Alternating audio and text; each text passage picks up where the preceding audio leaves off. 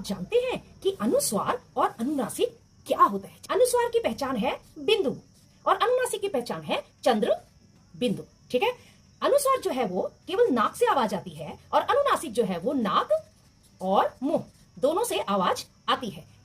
अनुस्वार में 5 व्यंजन मुख्य रूप से होते हैं। कौन कौन से देखिए? अंग, इय, ण, न और म। ठीक है, ये 5 व्यंजन मुख्य रूप से हमारे नाक में से आवाज आती है जो कि बिंदु को दिखाते हैं। और अनुनासिक में नाक और मुंह दोनों से आवाज आती है, वो स्वरों का ही एक रूप होता है। ये अनुस्वार ये व्यंजन होता है और ये एक तरीके से स्वरों का ही रूप होता है।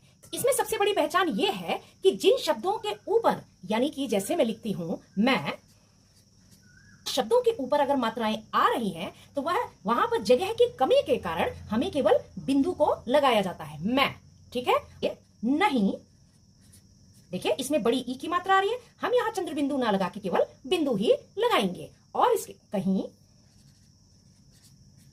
और इसमें आप जब आप बोलते हो तो आपको केवल नाक से आवाज आती है, इसमें आपके मुंह का ज्यादा प्रयोग नहीं होता है। और सबसे बड़ी पहचान है कि अगर किसी शब्द के ऊपर मात्राओं का प्रयोग हुआ है, ए की मात्रा, ओ की मात्रा, आओ की मात्रा, ऐसे आप देखेंगे तो वहां पे आप केवल बिंदु लगाएंगे। और अनुनासिक में नाक और मुंह दोनों का ही प्रयोग होता है।